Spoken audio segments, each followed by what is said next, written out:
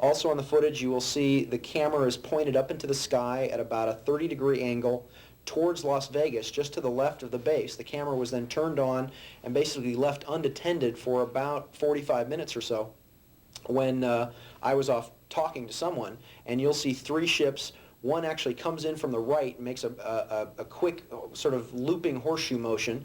Another one will then come in from the upper right-hand corner of the screen, which then comes in, and you can tell that the ship itself is having some sort of unusual electromagnetic effect because the videotape begins to blur and buzz as the electromagnetics of the flying saucer actually begin to blur the iron pyrite on the videotape. That this object then comes in a loop, does a step motion, and then shoots off to the right, traveling from 0 to about 40,000 miles an hour.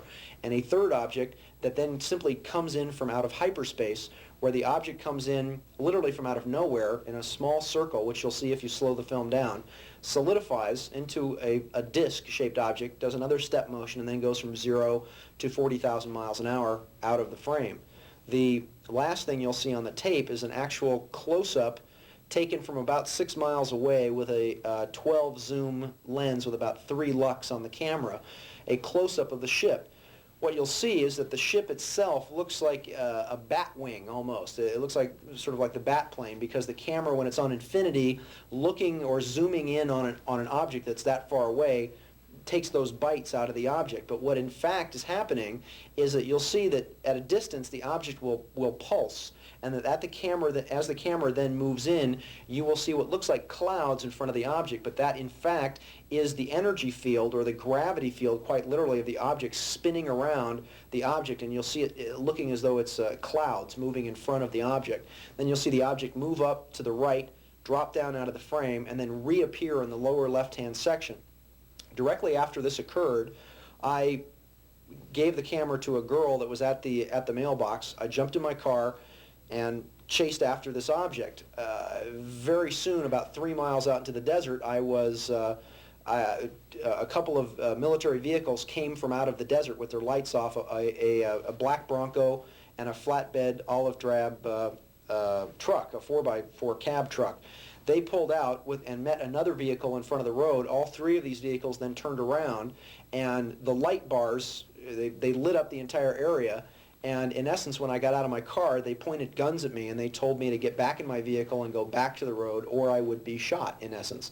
So I got back in my car and went back and turned around, because apparently they probably had some kind of problems with this particular craft, and it had probably landed on the civilian side of the middle of the Tikaboo Valley.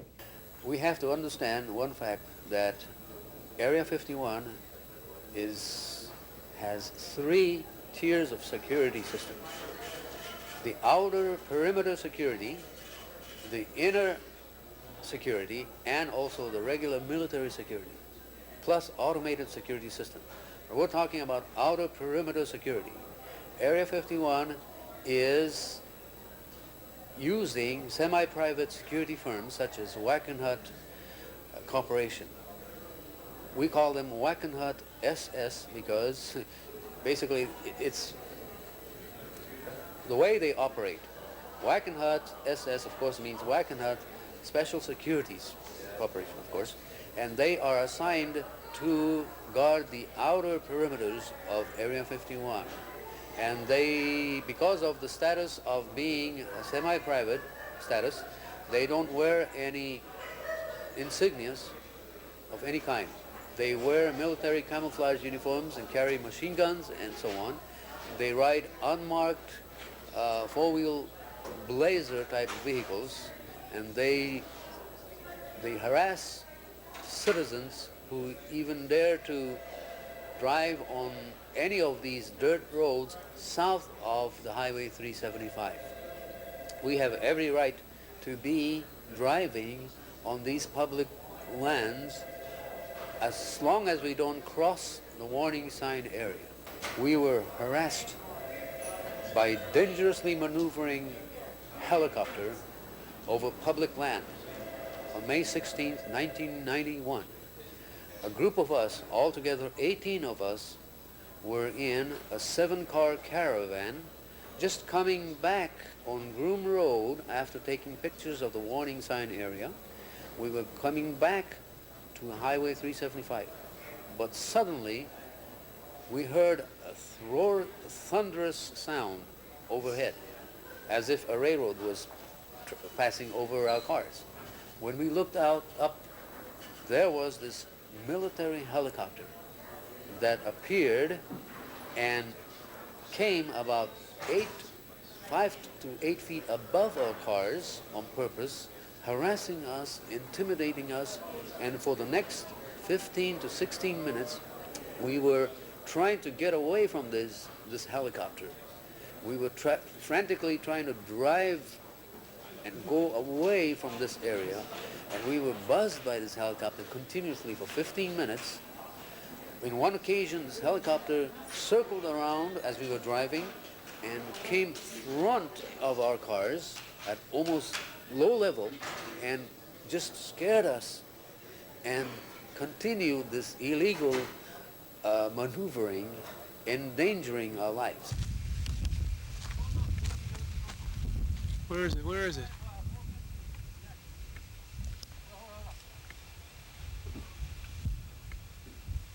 There it is.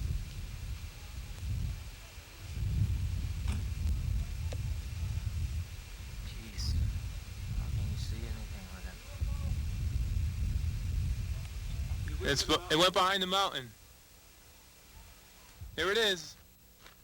There it is.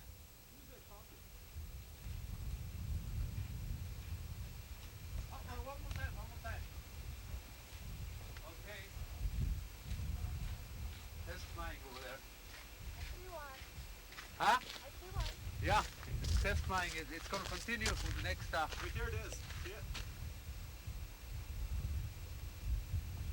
Yeah, it's flying over there.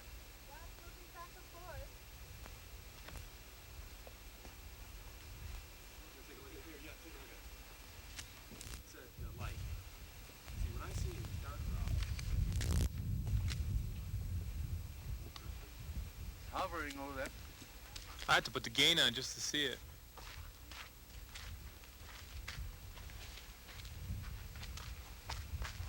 Boy, am I better. Yeah, right.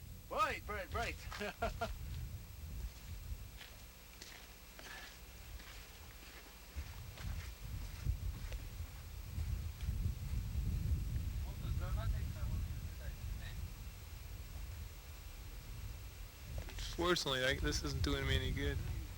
Yeah. He's doing a loop on it. See what I see? A loop on it. According to our clocks. I think so.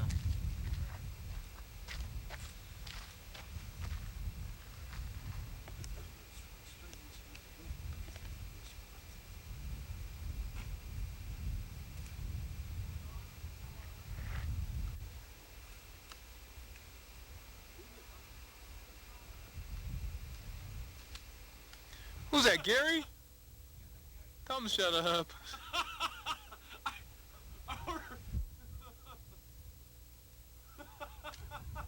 can't look when he's talking. It's so damn funny.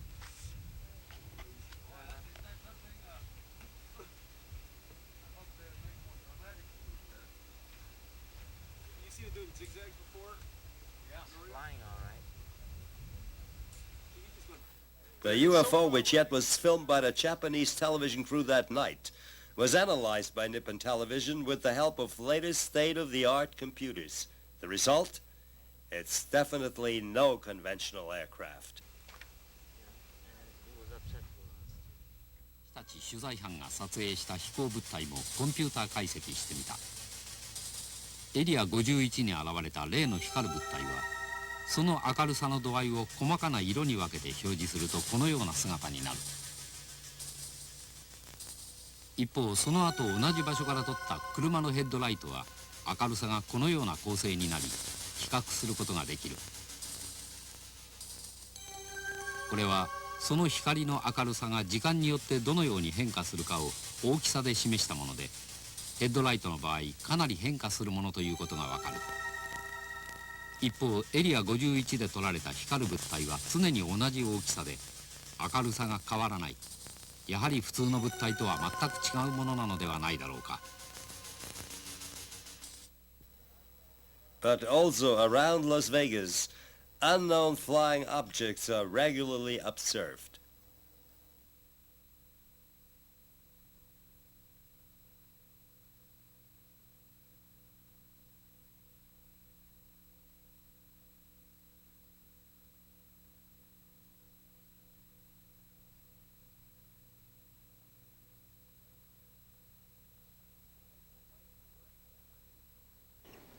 I took my wife to work one morning, and on the way back, I was looking out the windows, I usually do, and I carry my camera with me quite often.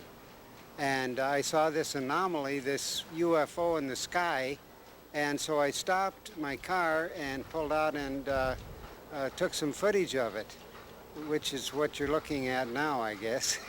That's about it. And it came on 2 different mornings, as a matter of fact. So on 2 different mornings, I took pictures of it. This was in 1991, and it was, actually, we've seen a lot of things around Las Vegas here. It's a great area to spot UFO objects. I've seen cigar-shaped UFOs, I've seen the regular discs, and I've seen anomalies of all styles and types around here. I've spent many a night, all night, up looking for UFO things in the sky.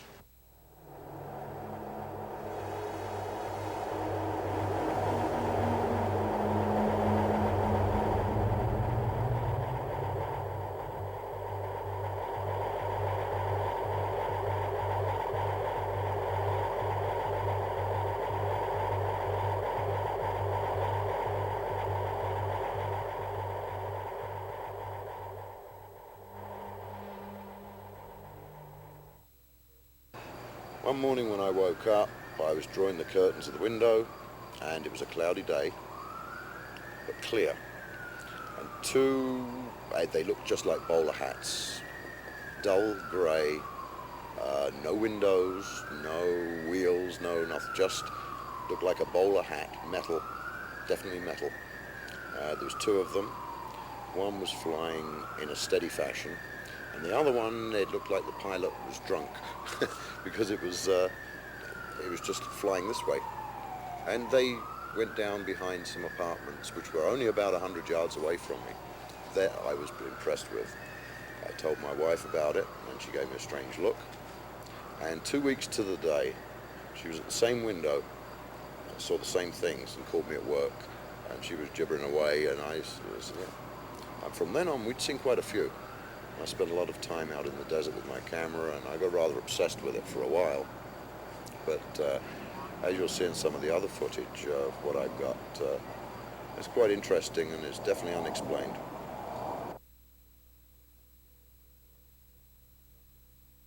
It happened when I was at work. It was a Sunday, and it was close to 7 o'clock. And for some reason, I just took my camera to the parking garage roof and started filming what you see here, which are 2 remote type objects sort of dancing around. And in a little while you'll see another craft come along underneath. It's a little larger, and it's very stable, and it's going steadily heading north. These 2 which are dancing around seem to interact with it, and then it goes on its way.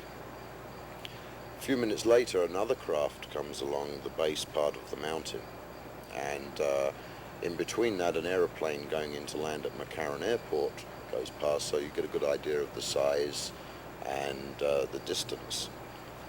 And then these 2 objects again interact with this large craft, and as you'll see towards the end of the tape here, I follow it round to see where the craft went to, and it's totally out of sight. It's vanished.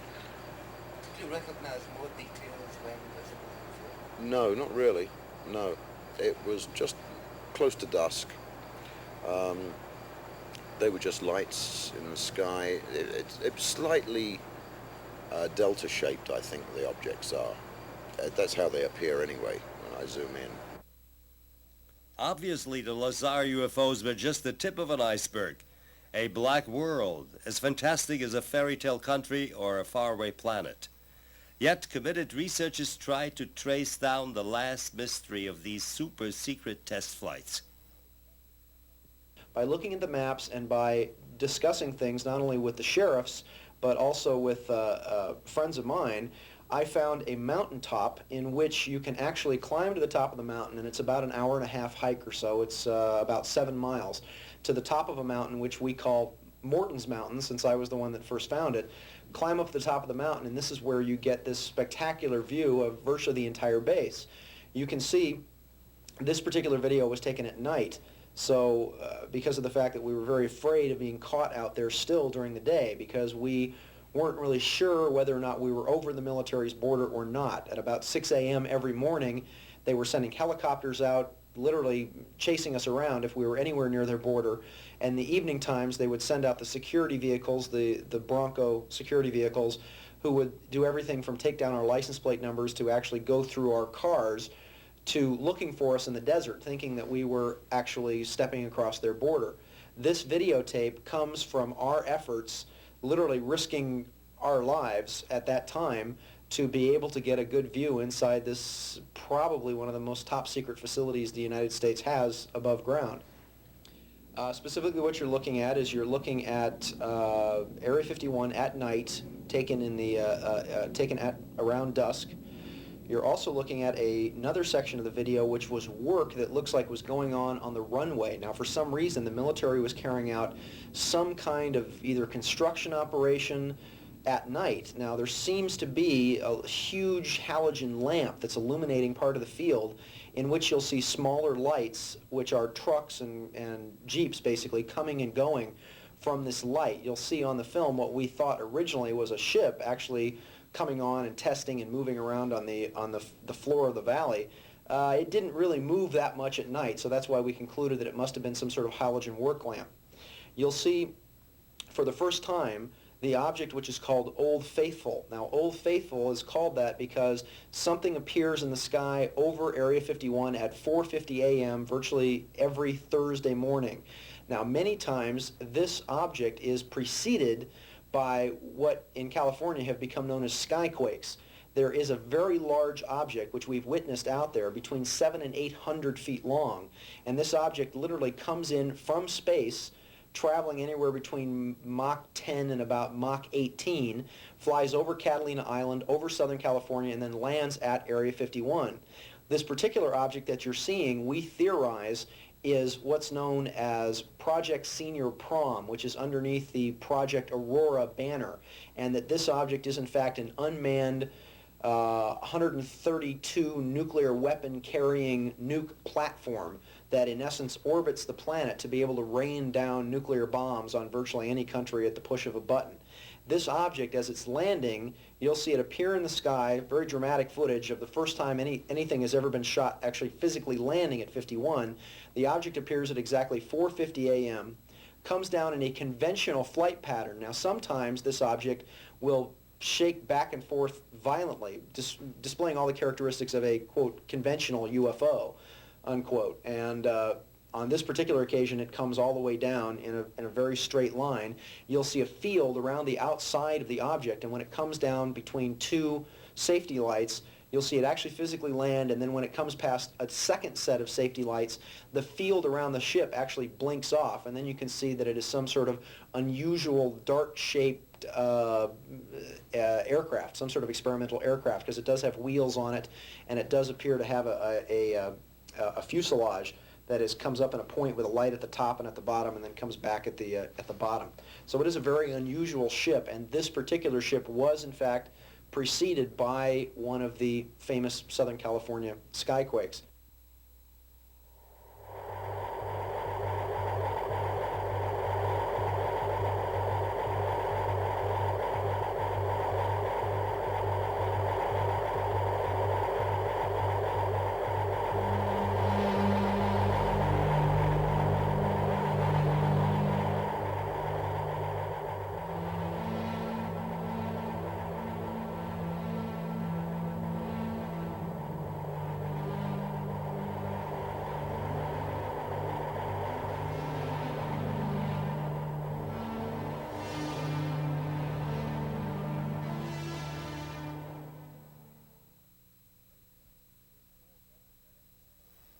Rachel is a small desert nest at the Highway 375, which passes the Black World.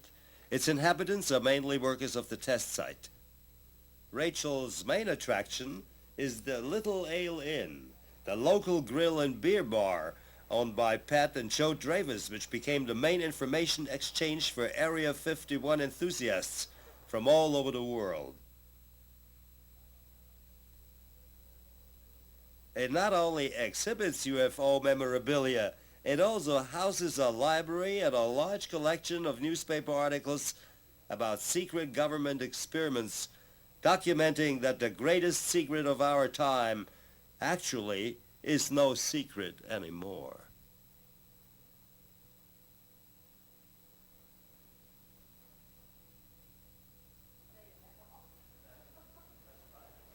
Aviation expert and writer Jim Goodall was one of the first who lifted the veil of silence.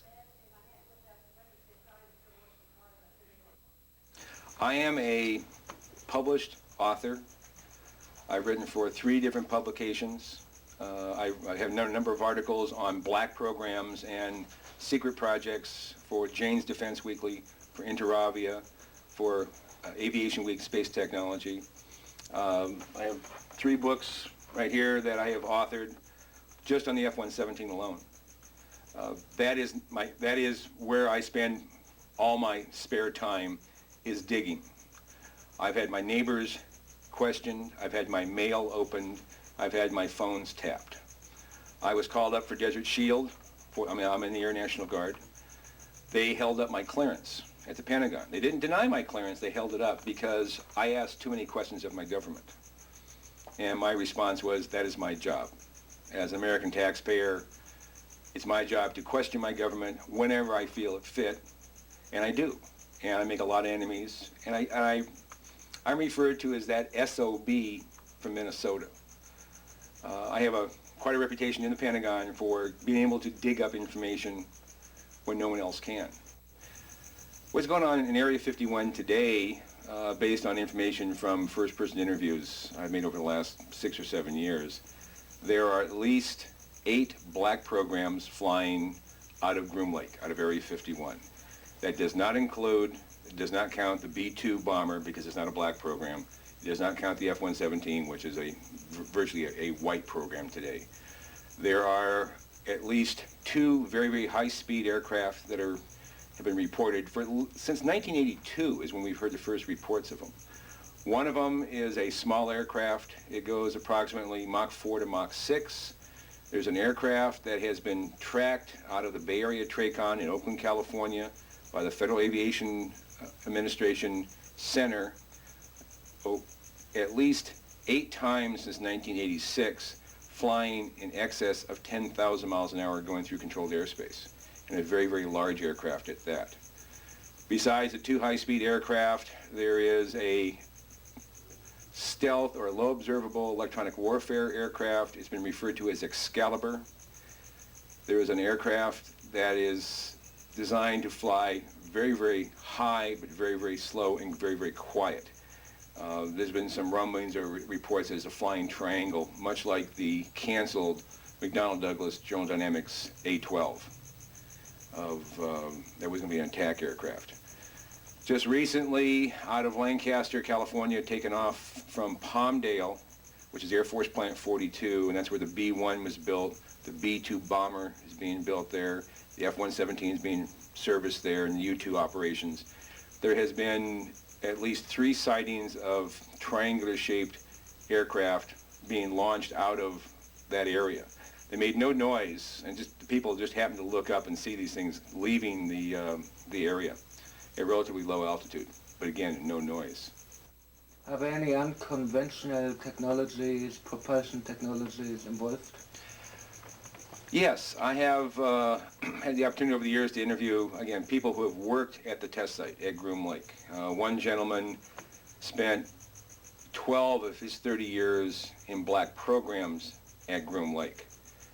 When I asked him, I said, first of all, I said, do you believe in UFOs? And he looked at me with a straight face in one-on-one. He said, absolutely, positively, they do exist. I said, can you expand upon that? And he said, no, I can't. About a year later, we were talking about, again, activities at Groom Lake. And I asked him, I said, you know, can you really tell me what's happening out there? And he said, well, there's a lot of things that are going on there that I won't be able to tell you until the year 2025. But we have things in the Nevada desert that would make George Lucas envious. Another individual who was an NCO, an E9, which is the highest grade you can get as an enlisted man. He's a Chief Master Sergeant in the Air Force. Was a safety specialist. He had 3 different tours of duty at Groom Lake on various programs. Now, he had no connection with my friend who worked on the other black programs. We were talking, I interviewed him at Nellis in 1985, 86 time frame. And I said, what's out there? And again, he looked me straight in the eye and he said, we have things out there that are literally out of this world. I said, explain. He said, I can't. But trust me, see, we have things that are better than Star Trek, better than anything you can see in the movies.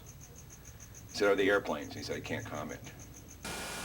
There's 4 levels in Site 4, excluding the top level, the surface, which is basically a hangars with the satellite. There's really not too much to it, but the levels are all operated. There's the first and second levels are all elevator where they keep the flying disc, ships, whatever you want to call it. They bring it to the surface. Right when I was there, they were trying to operate the disc, but to my viewing, unsuccessfully. There's scientists there. I've personally witnessed high White House officials being there. Right now, I'm basically kind of scared. I mean, I'm on the run. I don't know what everything holds for me. I just want to get this out in the open. A security guard at level 2 of S4 in Area 51, and he described Area S4 as a facility occupying at least 4 levels. He was aware of 4. He worked on level 2. He had passed through level 1. He never saw level 3 or level 4 because no military people were allowed below those levels. Only people with very specific clearances could go to level 3 and level 4. He described level 2 in considerable detail to us, and he said level 2 consisted of 9 hangar bays, I guess you would call them, because they were the size, they would hold a small airplane. And there were circular disc-shaped craft in 7 of the 9 bays. He described the floor layout, he described the security posts, the guard positions, an area where bodies were stored in large glass cylinders. He described special equipment, he described the monitoring equipment, the security system to go down to levels 3 and 4.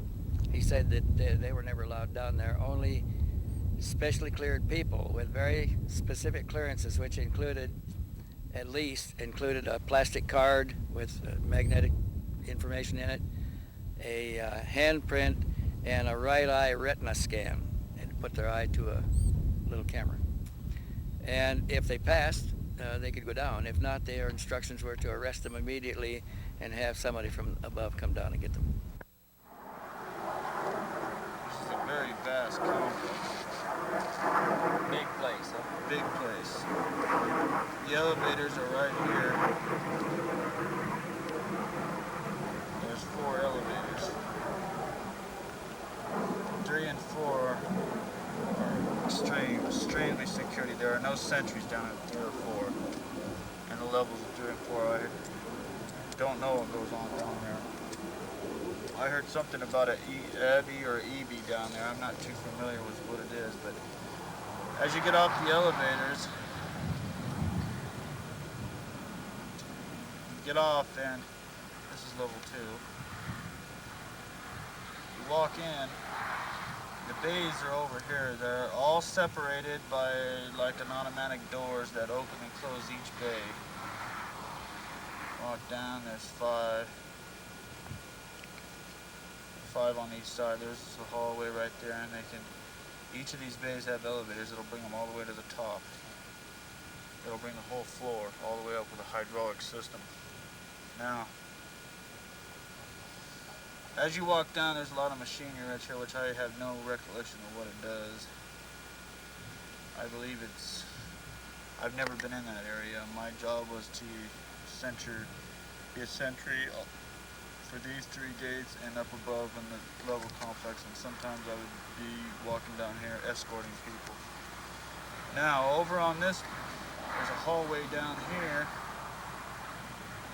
that breaks off, which is there's a big computer system right here. I believe it's a computer system. I'm not going to say for sure.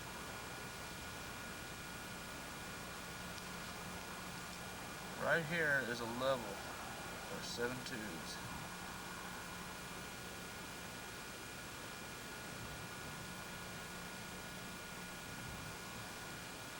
These tubes are about 2 feet in width. They're about 6 feet in height. They stand on end. They stand on end on end. Now, as you walk in and you look at these tubes,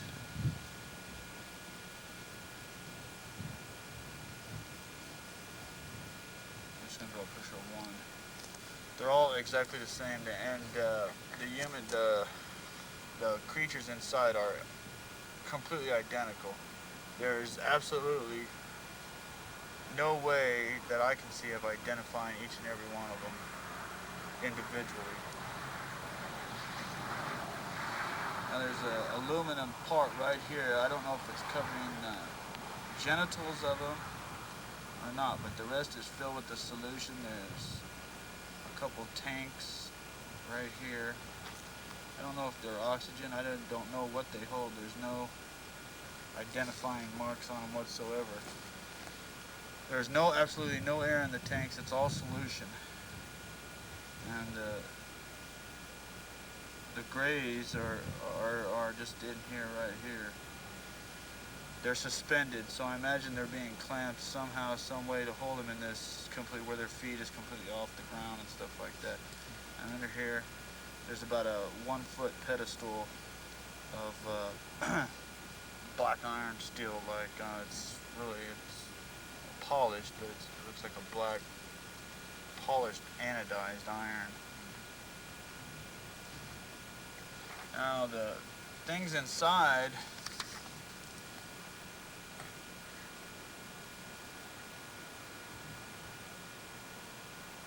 resemble what everybody sees, and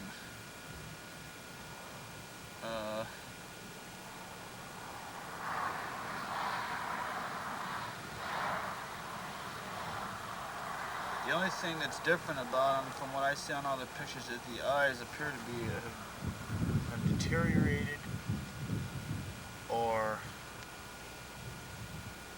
they look like prunes. They're like your fingers get pruned. They're all shriveled up, and you can't see no eye sockets, and there's no visible eyelids or anything like that. They have a grayish, a grayish pigmentation. It's not scaly or anything. It's like a pigmentation. There's no apparent hair on them. There's little holes, not really slits, but a little hole, maybe an ear cartilage. I don't know if you're hearing. The slits are really kind of small for the nose and the mouth. The bodies themselves are very, very thin. They appear not to have any breast or navel or anything like that. Not that I can see. Yeah. I wasn't able to sit and study them in full view for a while. I don't think I have heard talk there that I know their systems aren't like ours. But they're very thin and they look very, very frail. What convinced you that Hennessy told you the truth? We only have looking him in the eye and talking to him. We've analyzed his voice during the narration. Doesn't show any signs of stress. We've heard rumors of some details inside from others that has never been released or published. So unless they were on the inside circle and knew what was being held back, most people would never know the information that he gave us. Most of the information that he gave us checked with other information we already had, and it has checked since with other information that we have acquired since the time we interviewed him. Mr. Morton, you came in contact with a sergeant who worked at Area 51. Yes, I was on an American television program called Mysteries from Beyond the Other Dominion, and at the end of the program they gave my telephone number.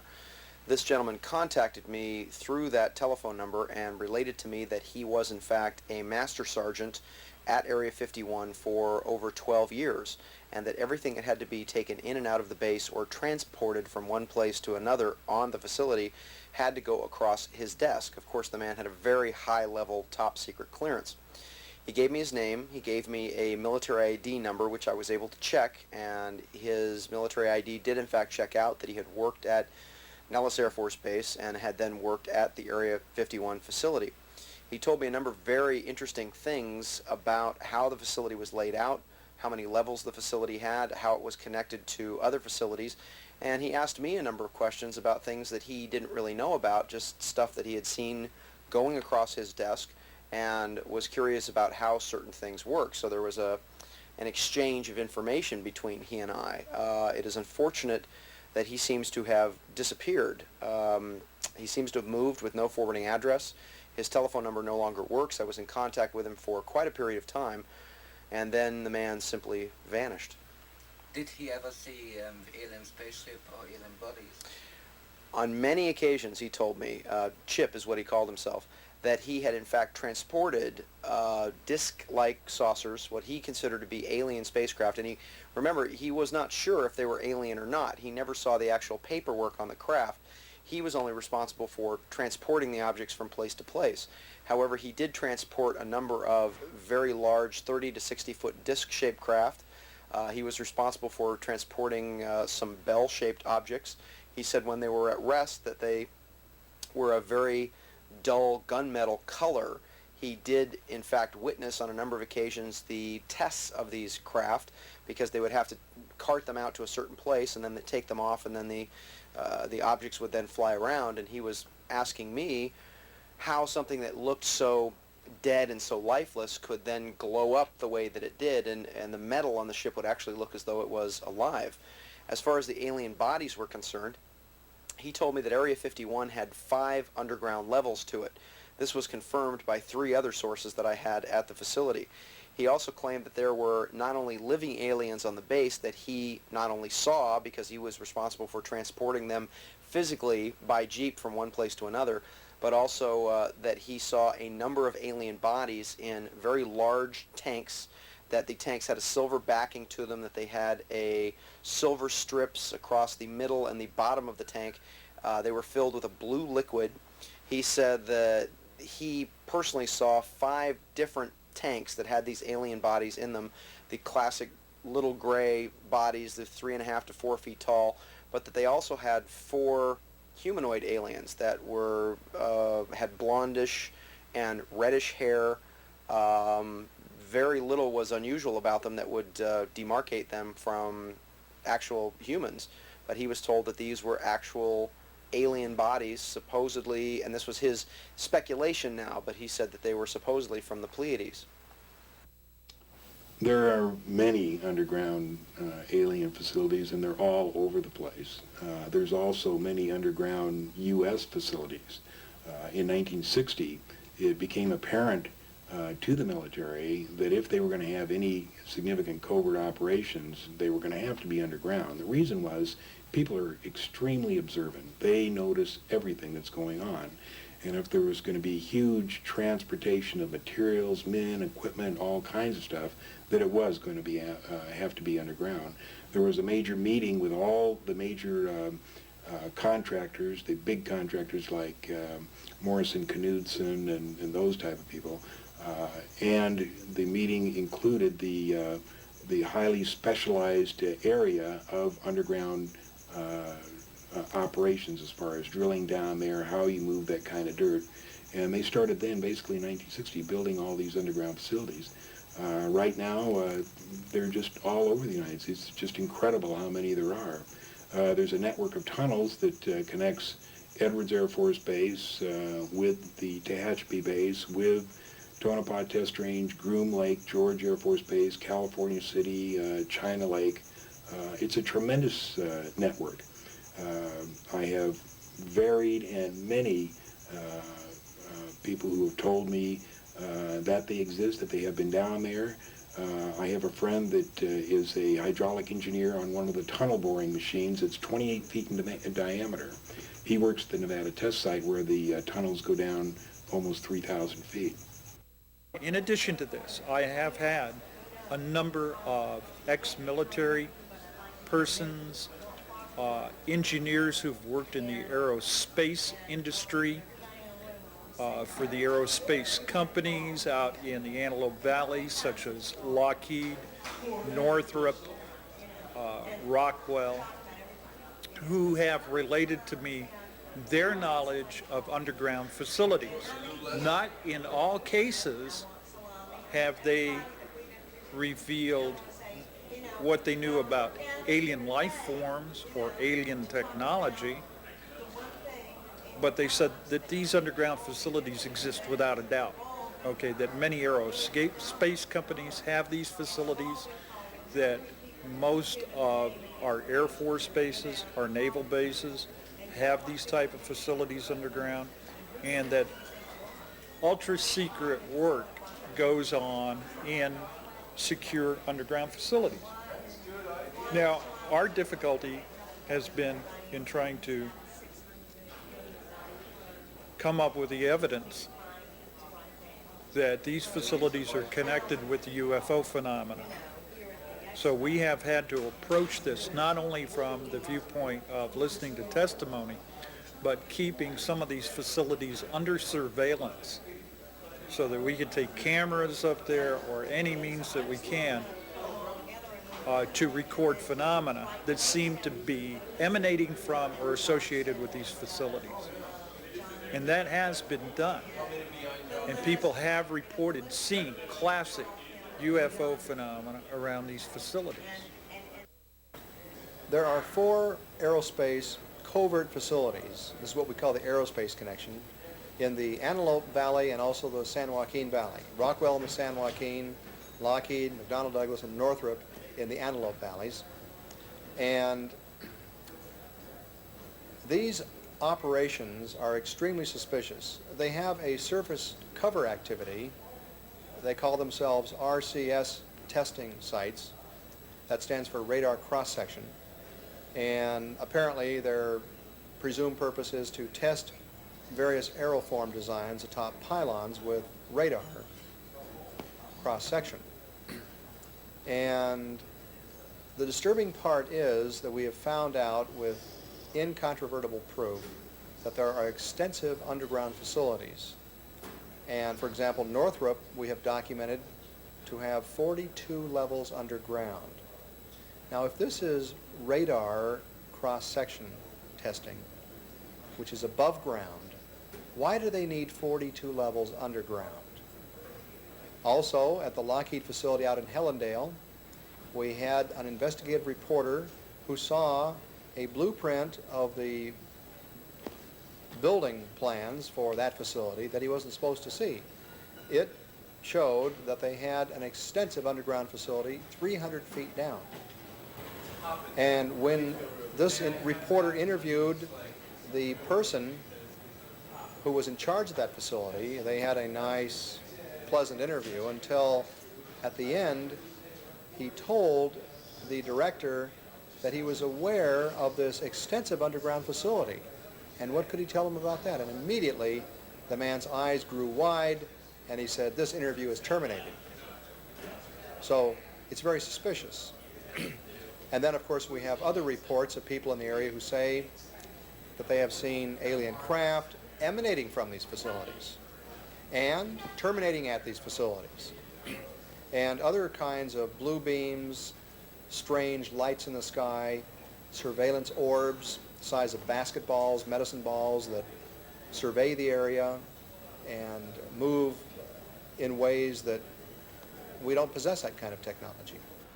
In terms of the Northrop facility, which is also known as the Anthill, the construction, the underground facility was greatly enlarged in the early 80s.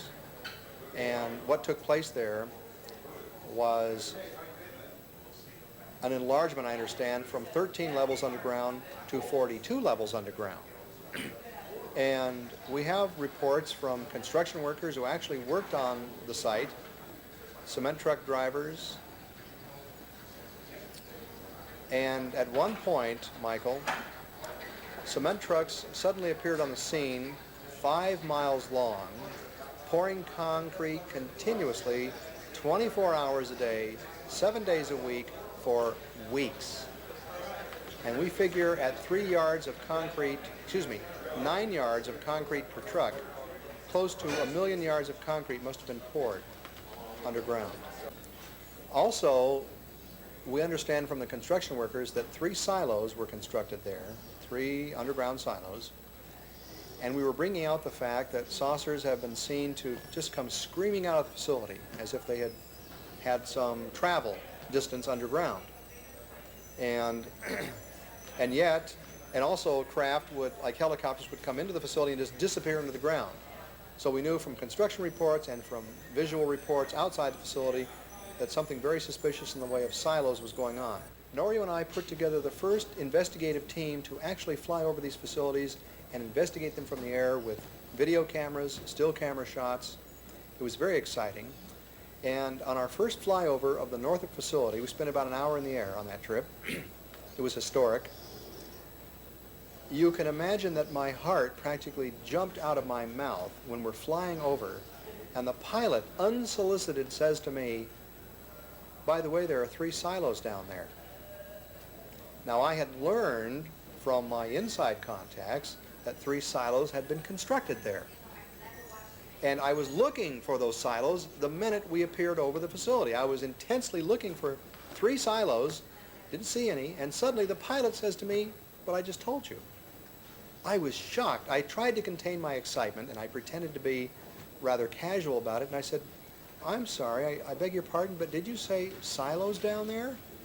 And he says, "Oh yes." He says, "You see those white diamonds?" And sure enough, there were 3 white diamonds. Now this pilot, you must understand, we rented the plane in the Antelope Valley, so he flies that area continuously. He has students, he's a pilot instructor. So he's flying over there all the time. He told me that on numerous occasions when he's flown over these facilities, those white diamonds, the white covering, will be gone to reveal a deep, dark hole or silo into the ground. Not only the black projects, but deep black projects program that is taking place about 10 miles south of Groom Lake. Groom Lake facility, of course, is a black projects program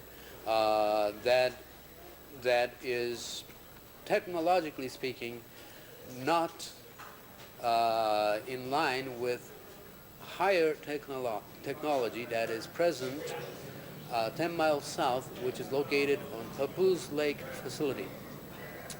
That is where a new type of propulsion system is being test flown, and again, it's my contention that some select U.S. pilots have been given instructions on maneuvering these objects.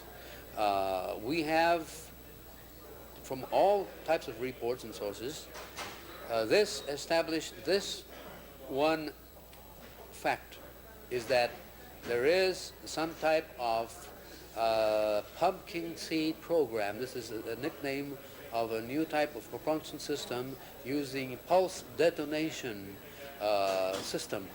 And this is known as the pumpkin seed program because these objects they have almost like a diamond-shaped the form to this. Now, this is part of the Black Projects program.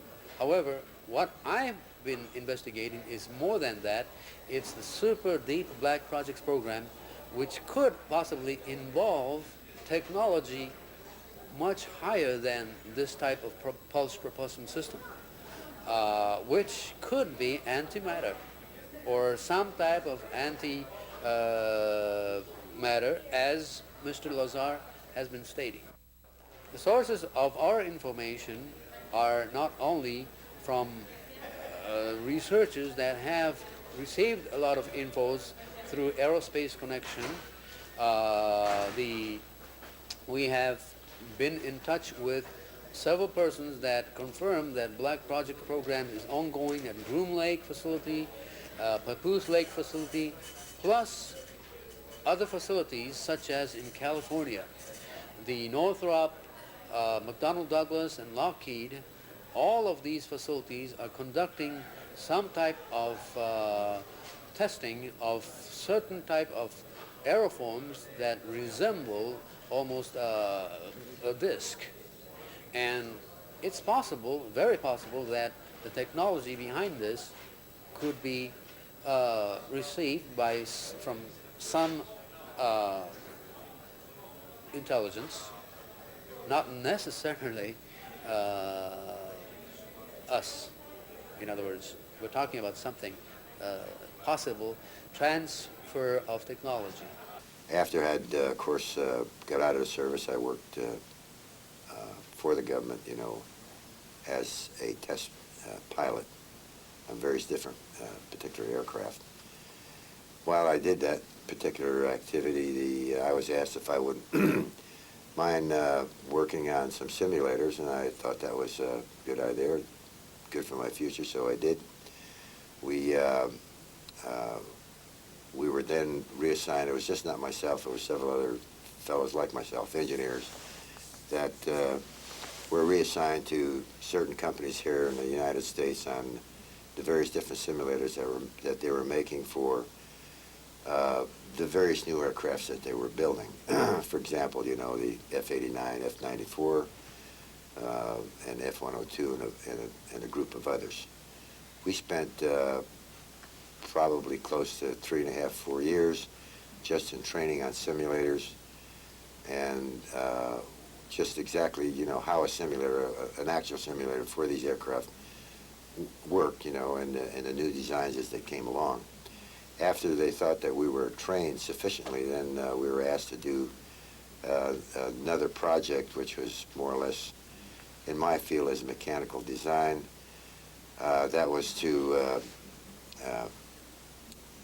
join metal together without glue, nuts, you know, or any adhesives, so forth, you know, for aircraft purposes. The indication was to make the aircraft lighter, okay?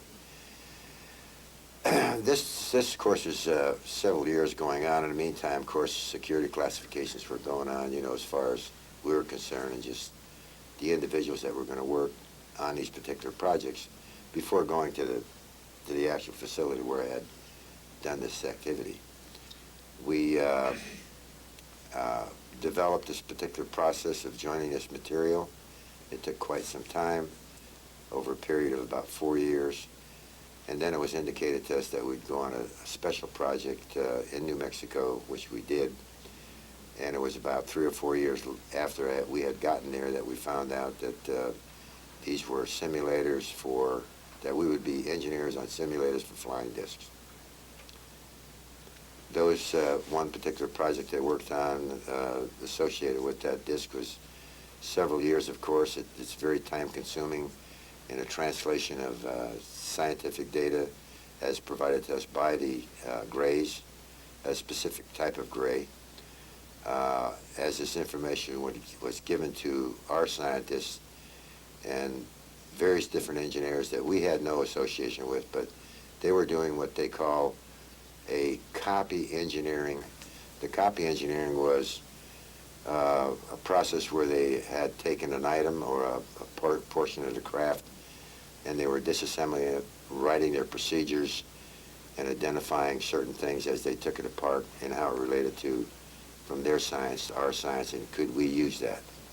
I spoke in a little lecture here a while back that no average pilot could fly a flying disc because it was so complicated and so foreign to the individual pilot that there would be no way that he'd be able to hop in one even if they gave it to him and said, here, fly this.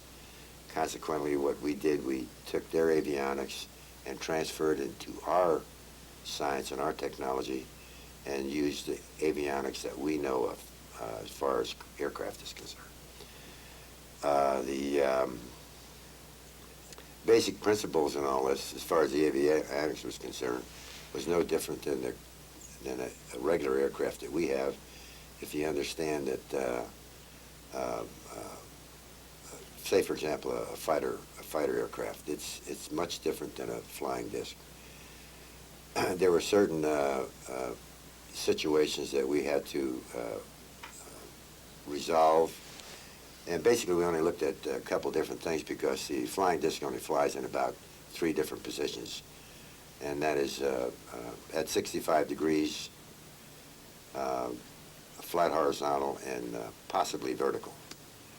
But it was very difficult to fly vertical. The avionics that we developed for that was for the 65 degrees, pitch and yaw, and flat flight. Did you ever see a disc by yourself? I saw a disc from a distance. Can you describe Not it? up close. Can you describe it?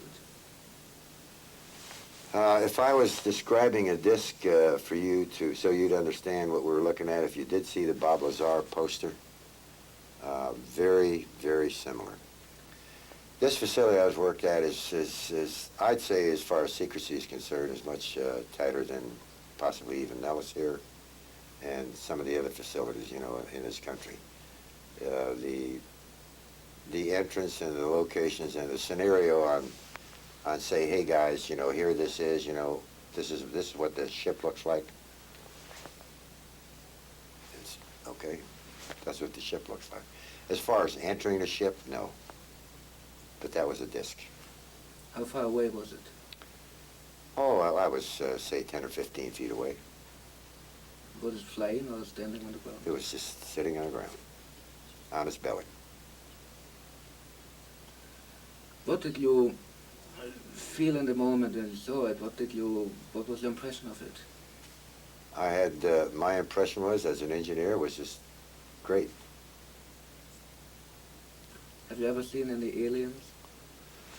We were introduced to grays that were associated with the project, but they were, I could say that in the time that I spent, maybe I've seen the grays a half a dozen times or more, but no more than 10 times, I think.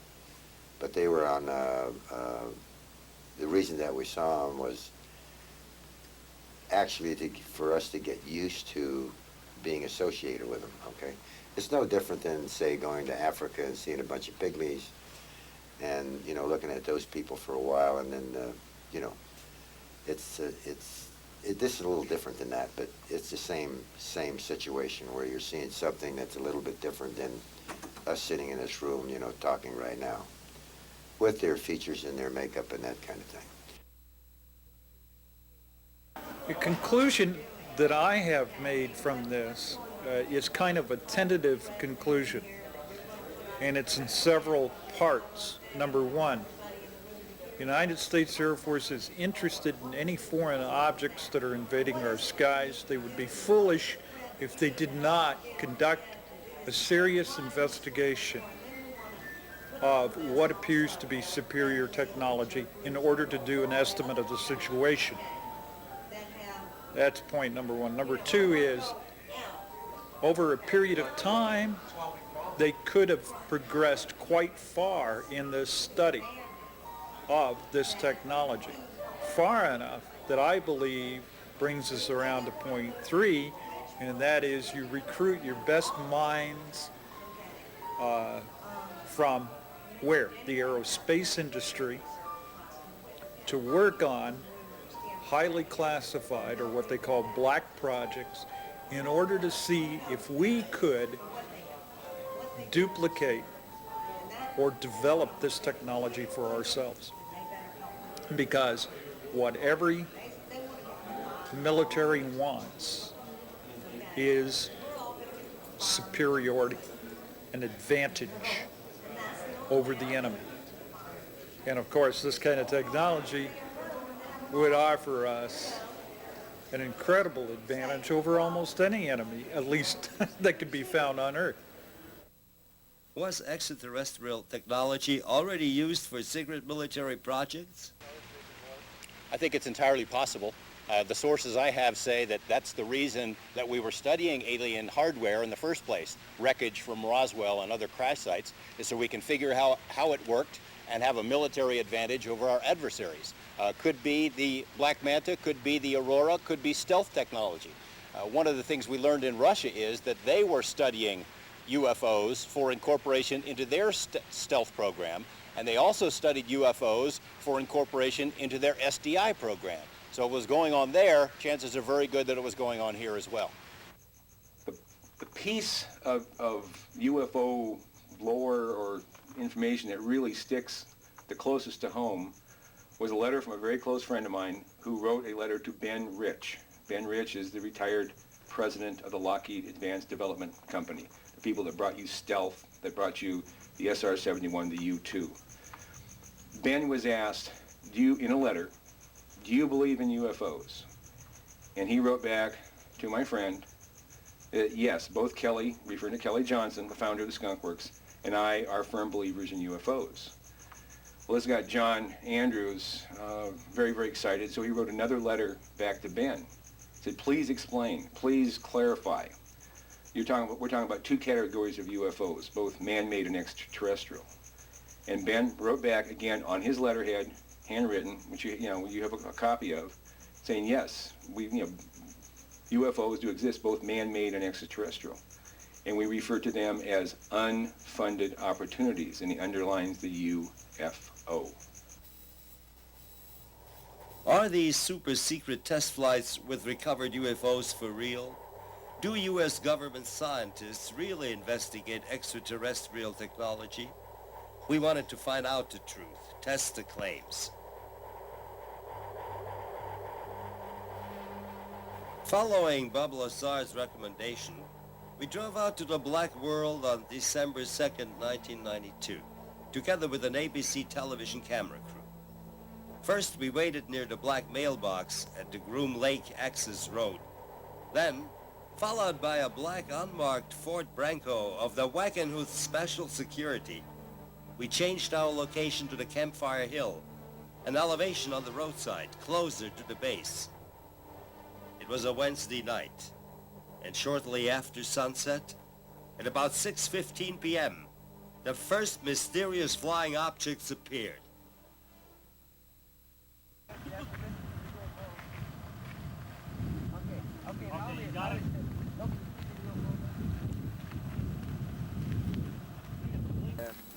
Fall down, stop blowing.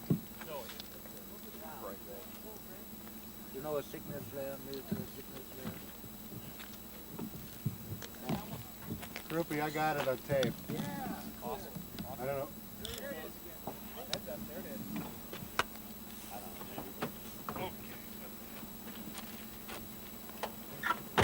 Now it's come.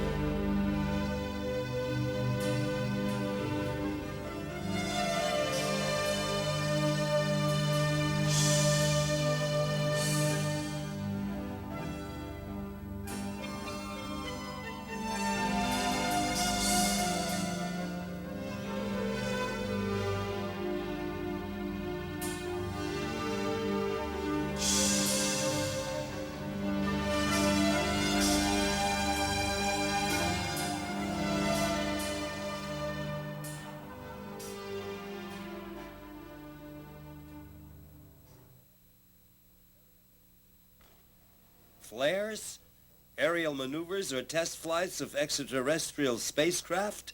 One thing is sure. Their flight characteristics were more than unconventional.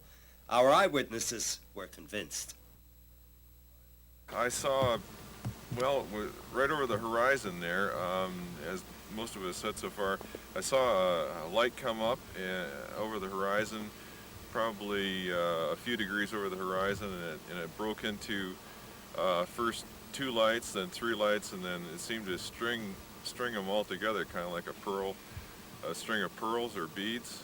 And there seemed to be a connection as the light jumped from one position to the next, and it was kind of an orange-yellow color.